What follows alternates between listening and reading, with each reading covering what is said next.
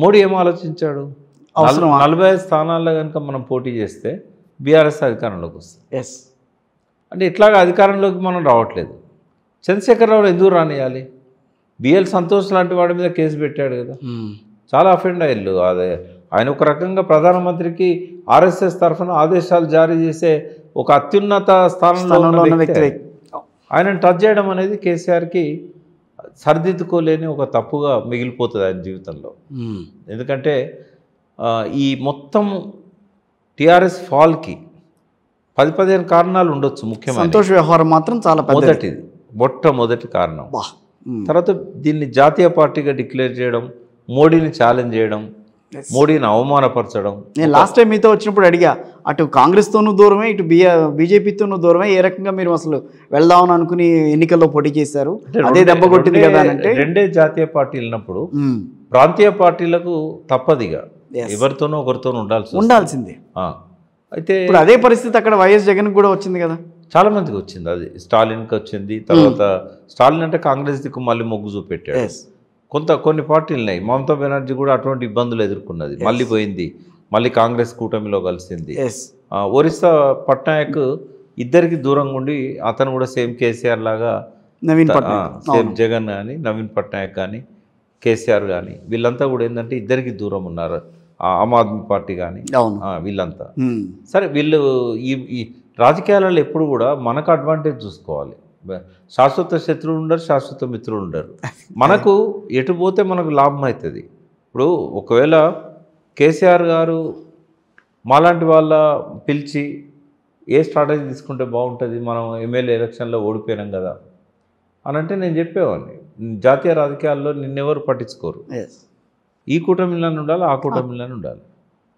నీకు ఇవాళ ఉన్న సిచ్యువేషన్లో రాష్ట్రంలో అధికారంలో కాంగ్రెస్ ఉంది, కానీ జాతీయ రాజకీయాలను దృష్టిలో పెట్టుకున్నప్పుడు నువ్వు కాంగ్రెస్ కూటమిలోనే ఉండాలి.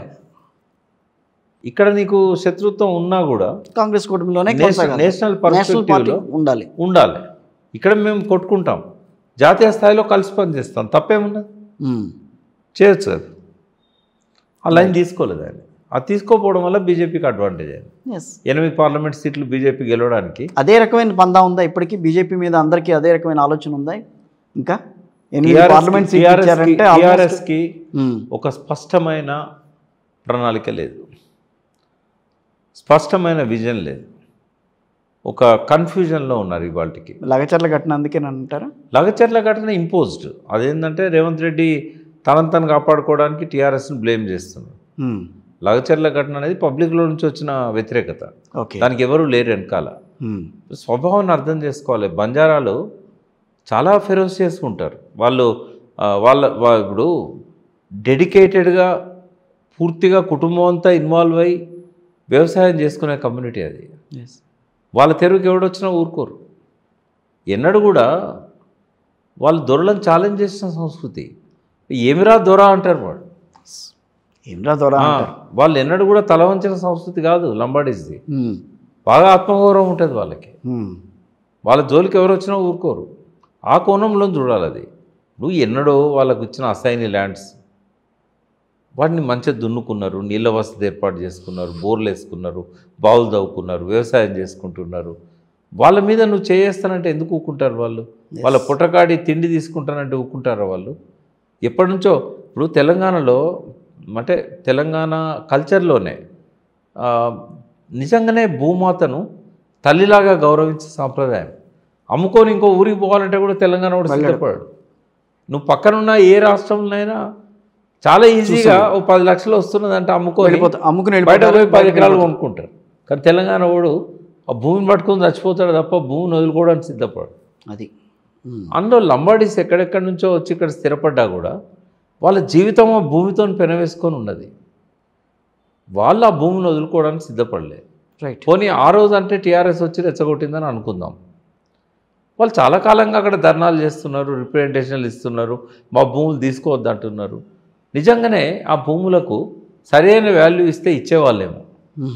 అసైన్ ల్యాండ్స్కి ఏమి ఇస్తారు? ఏమి ఇవ్వరు, నామినల్గా ఇస్తారు. కేసీఆర్ అప్పుడు ఏమన్నాడు, అది అసైన్ ల్యాండ్ అయినా పట్టా ల్యాండ్తో సమానంగా ఇవ్వండి అన్నాడు. రేవంత్ రెడ్డికి ఆ పాలసీ లేదు. గవర్నమెంట్ ఎంత ఇస్తే అంత తీసుకోవాలి వాళ్ళు.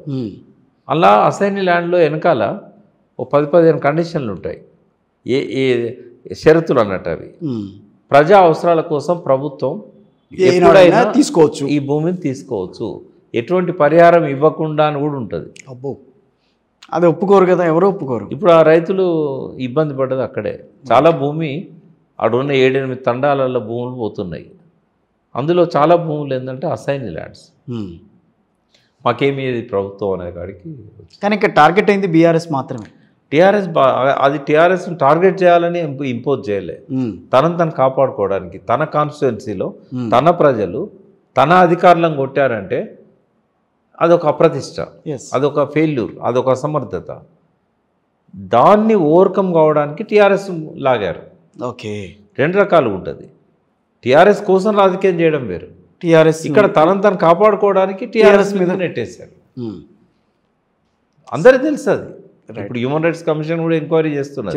అక్కడ వాళ్ళు చెప్పారు మాకు ఎవరో తెలియదు, ఈవెన్ అధికారులు ఎవరో తెలియదు అన్నారు, కలెక్టర్ ఎవరో తెలియదు, మాకు వచ్చిన ల్యాండ్ అక్విజిషన్ ఆఫీసర్ ఎవరో తెలియదు, మా భూములు ఎట్లా తీసుకుంటారని చెప్పి మేము తిరగబడ్డాం, మాకెవరు చెప్పింది కాదు అని.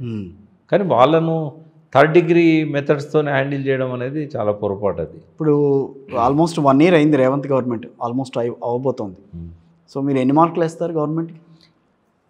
కొన్ని మంచి పనులు ఉన్నాయి. ఉదాహరణకు సరే పబ్లిక్ డిమాండ్ వల్ల కావచ్చు, ఈ సోషియో ఎకనామిక్ పొలిటికల్ సర్వే ఏదైతే ఇప్పుడు కులగణన సర్వే, యాక్చువల్ కులగణన సర్వే కాదు, socio economic political survey.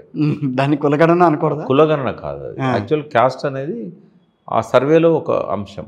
Okay, కానీ కేవలం కులగణనే కాదు, అది కులాల యొక్క ఫస్ట్ టైం కులాన్ని ఒక అంశంగా సర్వేలో పెట్టడం అనేది చేశారు. బీజేపీ ఏమో నేరుగా సుప్రీంకోర్టుకి మేము కులగణన చేయమని చెప్పేశారు. అవును, 2 సార్లు అఫిడవిట్ ఇచ్చారు. బీహార్లో చేసింది, బీహార్ గవర్నమెంట్ నితీష్ చేశాడు. అయితే ఇక్కడ అది ఒక ప్రోగ్రెసివ్ స్టెప్. అది ఆచరణలో ఎట్లుంటుంది అనేది చూడాలి. కానీ రిపోర్ట్ బయటకు ఏమంటున్నారు కదా, అనుమానాలు ఉన్నాయి.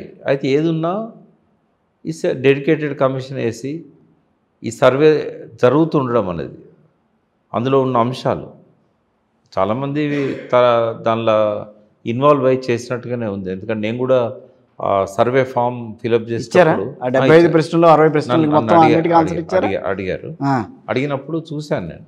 అంటే రియల్గా ఈ సర్వేతోని ఒక్కొక్క కుటుంబం యొక్క ఆర్థిక పరిస్థితి ఏంది, సామాజిక పరిస్థితి ఏంది అన్ని వెలుగులోకి వస్తాయి.